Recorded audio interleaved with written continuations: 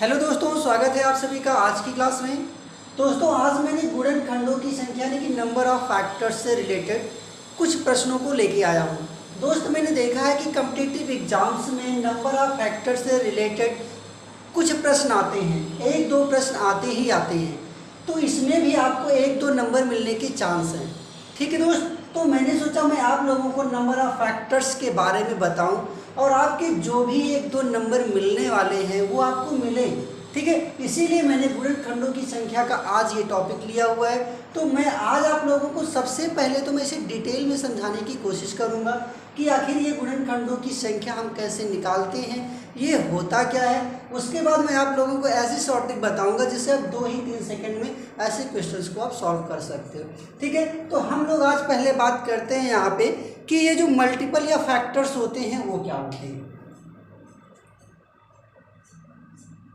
गुणज, आपने सुना होगा गुणज के बारे में, जिसको हम लोग क्या बोलते हैं, मल्टीपल बोलते हैं। ठीक है, ये गुणज होता है, ये मल्टीपल्स होता है। दूसरी चीज होता है फैक्टर यानी कि गुणनखंड, फैक्टर्स यानी कि गुणनखंड। इन दोनों चीजों में डिफरेंस क्या है, पहले ये हम लोगों को जानना है। बहुत ही बेसिक से बताऊंगा दोस्त, ताकि आपका कॉन्सेप्ट पूरा का पूरा अच्छे से क्लियर हो जाए। गुणज क्या होता है और ये गुणनखंड क्या होता है, इन दो चीज़ों पे हम लोग पहले बात करेंगे। जैसे मान लो कोई एग्जांपल ले लिया जाए कि 12 के गुणज बताना है। ठीक है, 12 के गुणज क्या होंगे या 12 का गुणनखंड क्या है। 12 के गुणज, गुणज का मतलब मल्टीपल होता है दोस्त, यानी कि 12 की टेबल आपको लिखनी है। जैसे 12, 24, 36, 48, 72, ऐसे ही, सॉरी 60। ठीक है दोस्तों, ये चीज बात समझ में आ रही होगी आपको कि मल्टीपल का मतलब होता है जो भी डिजिट आपके पास है उसकी टेबल। यही तो हुआ, 12 दूना 24, 12 तेईस 36, 12 चौक 48, 12 पंचे 60, 12 छः 72, ऐसे ही। तो ये तो आपका मल्टीपल हो गया, ये तो बात पता चल गई। अब ये क्या, यहाँ पे हम ये काउंट कर सकते हैं मल्टीपल को। क्या 12 का मल्टीपल यहीं पे जाके इंड हो जा रहा है या 120 पे जाके इंड हो जाएगा, ऐसा तो है नहीं। ये 12 का मल्टीपल बढ़ता ही जाएगा। बात समझ रहे हो, मतलब ये जो होता है वो काउंटलेस होता है। ठीक है, ये क्या होता है, काउंटलेस होता है। इसकी लिमिट तो है नहीं कि कहाँ तक जाएगा ये। अब बात करते हैं हम लोग फैक्टर्स की। तो 12 का जो गुणन, सॉरी हाँ, तो 12 का जो गुणनखंड है, जो फैक्टर्स है, वो क्या होता है। 12 जो है वो 1 से कट जाएगा, 2 से भी कट जाएगा, 3 से भी कट जाएगा, 4 से भी कट जाएगा, 5 से नहीं कटेगा, ये 6 से कट जाएगा, और किससे कट जाएगा, 12 से कट जाएगा। क्या और भी कोई डिजिट है जिससे 12 कट जाएगा, नहीं। मतलब क्या हुआ दोस्त कि अगर मैं बात करूं 12 के मल्टीपल की, तो 12 का मल्टीपल जो होता है वो काउंटलेस होता है, इसको आप काउंट नहीं कर सकते हो, ये बढ़ता ही जाएगा। बट अगर मैं फैक्टर्स की बात करूं तो ये काउंटेबल होता है। अब इससे ज़्यादा कोई डिजिट नहीं मिलने वाली है जो 12 का गुणनखंड हो। बात समझ में आ रही। अब यहाँ पे जो प्रश्न बनते हैं दोस्त पेपर में, वो किस टाइप के बनते हैं, देखो बनते क्या है, 12 के गुणनखंड, 12 के गुणनखंडों की संख्या। ठीक है, प्रश्न ऐसे बन के आता है कि 12 के गुणनखंडों की संख्या क्या होगी, ये आपको बताना। तो मैंने बताया दोस्त, मैं पहले आपको डिटेल में समझाऊंगा, उसके बाद मैं आप लोगों को बहुत आसान ट्रिक बताने वाला हूँ। तो 12 के गुणनखंडों की संख्या की अगर मैं बात करूँ तो 1 2 3 4, सॉरी 1 2 3 4 5 और 6, कितने गुणनखंड हो रहे हैं 12 के, 12 के 6 गुणनखंडित हो रहे हैं। 1 गुणनखंड, 2 गुणनखंड, 3 4 5 और 6 गुणनखंड आपके 12 के हो रहे हैं। तो यहाँ पे देखो प्रश्न जो बनते हैं दोस्त वो कई टाइप्स के बनते हैं। जैसे पूछ लिया कुल गुणनखंडों की संख्या,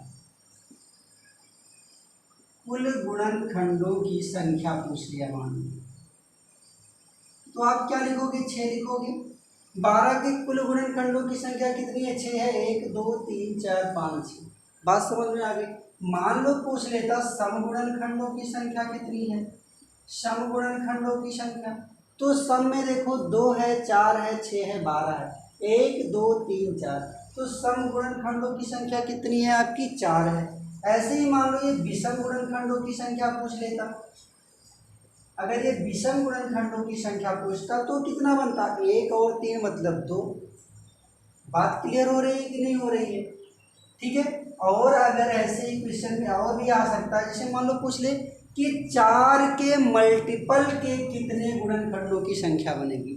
4 के मल्टीपल यानी कि 4 के गुणज की, या कुछ भी पूछ सकता है। ठीक है, मैं एक एग्जांपल बता रहा हूँ। ठीक है, 4 के गुणज, 4 के गुणज के गुणनखंडों की संख्या कितनी बनेगी? तो 4 का जो गुणज है दोस्त कितना है? 4। ये 4 का मल्टीपल है 12, ये 4 का मल्टीपल है कितने हैं? केवल 2। ऐसे और भी बन सकते हैं, जैसे मान लो पूछ लिया उसने अभाज्य गुणनखंडों की संख्या कितनी होगी। ठीक है, 12 के अभाज्य गुणनखंडों की संख्या कितनी होगी? 12 के अभाज्य गुणनखंडों की संख्या कितनी होगी? तो इसमें अभाज्य गुणनखंड कौन कौन से हैं दोस्त? अभाज्य बताओ। इसमें 2 है। 2 जो होता है वो सबसे छोटा अभाज्य संख्या होता है, तो पता ही प्राइम नंबर। ठीक है, अभाज्य संख्या को क्या बोलते हैं? Prime, prime number. तो 2 हो गया, 3 हो गया, बस। और तो कोई अभाज्य संख्या है नहीं। तो 12 के अभाज्य गुणनखंडों की संख्या कितनी होगी? 2 होगी। अभाज्य गुणनखंड तो पता ही है, प्राइम नंबर। प्राइम नंबर होते क्या है? जो खुद से कटें और 1 से कटें वही तो होते हैं अभाज्य गुणनखंड, यानी कि प्राइम संख्या। ठीक है, तो बात समझ में आए। तो इस टाइप के क्वेश्चन जो है पेपर में देखने को मिलते हैं।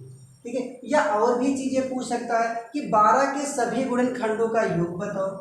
12 के सभी गुणनखंडों का, 12 के सभी गुणनखंडों का योग भी पूछ सकता है दोस्त। तो 12 के सभी गुणनखंडों का योग का मतलब क्या? 12 6 18, 18 4 22, 22 और 3 25, 26 27 और 1 28।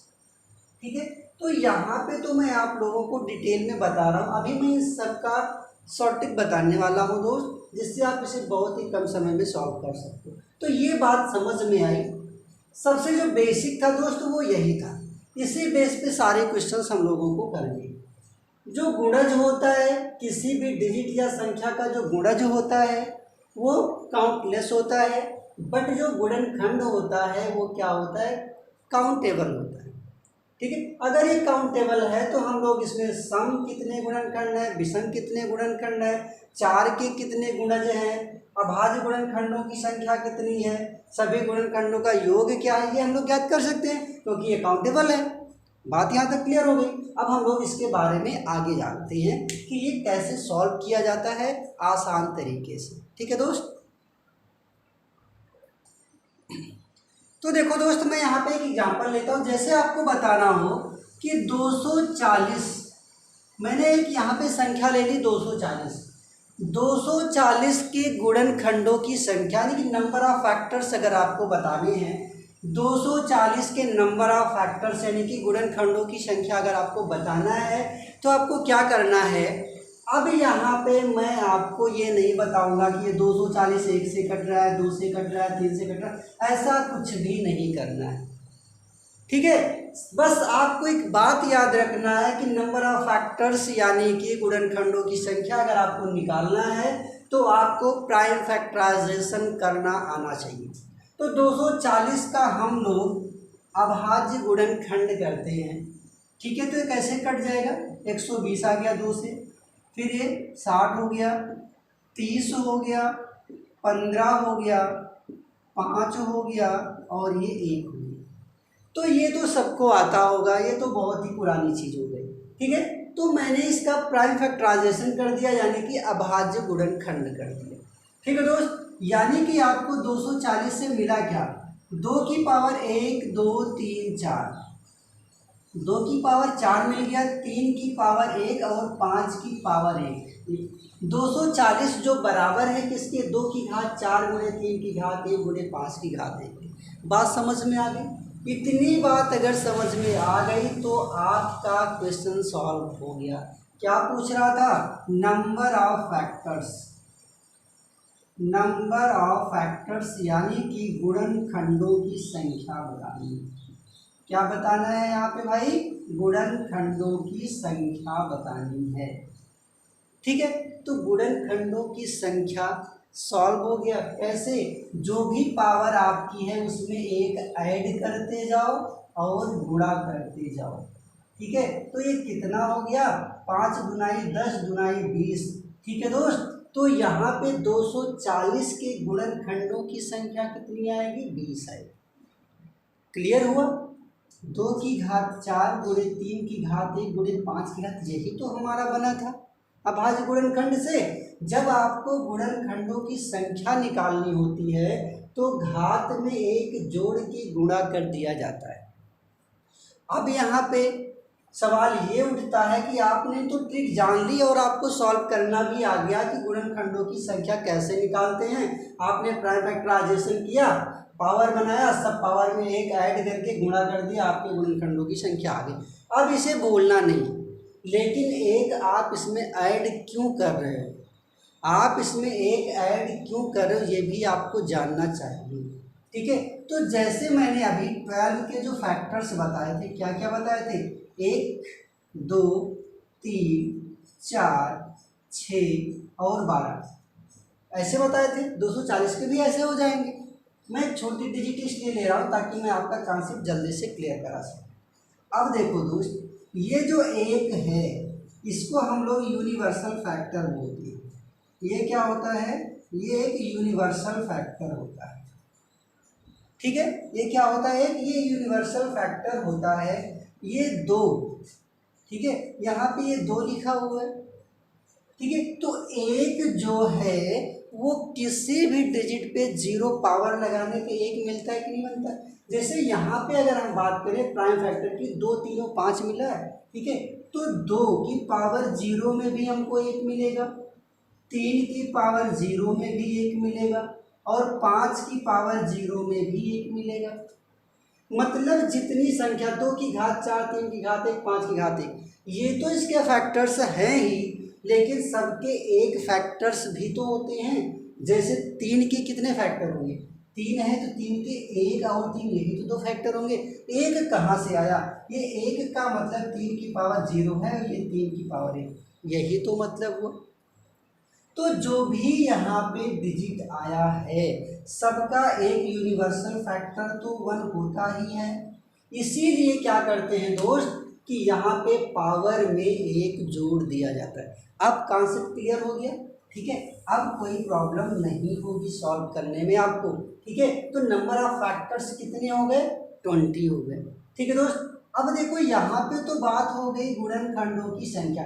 एक ही एग्जाम्पल से मैं सारे के सारे कॉन्सेप्ट जो मैंने अभी बताए थे सब क्लियर करा देता हूँ। तो नंबर ऑफ फैक्टर्स यहाँ पे पता चल गया कैसे फाइंड करते हैं। सभी के पावर में क्या करते हैं? 1 ऐड करके मल्टीप्लाई कर दिया जाता है। ये बात क्लियर हो गई प्राइम फैक्टराइजेशन करने के बाद। दूसरी बात, अगर यहाँ पे समगुणनखंडों की संख्या निकालनी हो, ठीक है, समगुणनखंडों की संख्या क्वेश्चन में ये भी आता है।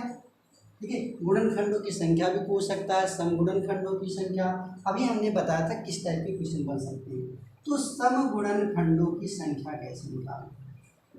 समगुणनखंडों की संख्या यानी कि इवन, जो इवन नंबर्स होते हैं, ठीक है, जो इवन फैक्टर्स होंगे वो कितने होंगे? जो इवन फैक्टर्स होंगे वो क्या होंगे? नंबर ऑफ इवन फैक्टर्स कितने होंगे? नंबर ऑफ इवन फैक्टर्स कितने होंगे ये कैसे आप निकालोगे दोस्त? करना क्या होता है कि जो आपकी सम संख्या हो, जो आपकी सम संख्या हो, बस एक बात आपको याद रखना है कि जो आपकी सम संख्या हो उसकी पावर में 1 नहीं जोड़ा जाता है जब सम गुणनखंडों की संख्या निकालना होता है। तो ये 4 ही रहेगा, बाकी ये 2 हो गया और ये भी 2 हो गया। तो 4 दुनाई 8 दुनाई 16। ठीक है, तो यहाँ पे जो है 240 में सम गुणनखंडों की संख्या कितनी मिलेगी? 16 मिलेगी। बात क्लियर हो रही है कि जब आपको सम गुणनखंडों की संख्या निकालना हो तो जो आपकी सम संख्या की पावर है उसमें आपको कुछ भी नहीं जोड़ना है। बात क्लियर हो गई। और क्या आ सकता है? अब यहाँ पे ये भी पूछ सकता है कि सम गुणनखंडों का योग क्या होगा। ठीक है, तो पहले हम लोग गुणनखंडों की संख्या, सम गुणनखंडों की संख्या, विषम गुणनखंडों की संख्या निकालना सीख लें, उसके बाद मैं सबका योग भी निकालना बताऊंगा। तो सम गुणनखंडों की संख्या निकालना समझ में आया। ऐसे ही पूछ सकता है प्रश्न में कि विषम गुणनखंडों की संख्या क्या होगी, विषम गुणनखंडों की संख्या क्या होगी। ठीक है, तो जब आपको विषम गुणनखंडों की संख्या निकालना होता है दोस्त, तो आपको सम संख्या का पूरा टर्म ही क्या करते हैं, एलिमिनेट कर देते हैं। ठीक है, इसको हम लोग नहीं लेते हैं विषम गुणनखंडों की संख्या ज्ञात करने। ठीक है, क्योंकि ये सम संख्या है। तो यहाँ पे क्या बनेगा आपका, 3 की घात 1 है तो 1 का 2 हो गया, और यहाँ पे भी 1 का 2 हो गया, 2 गुना 4। ठीक है, यानी कि 240 में विषम गुणनखंडों की संख्या 4 आएगी, सम गुणनखंडों की संख्या 16 आएगी, और सभी गुणनखंडों की संख्या 20 थी। अब देख लो क्लियर हो गया कि नहीं, सम के 16 आ गए, विषम के 4 आ गए, कुल मिला के आपका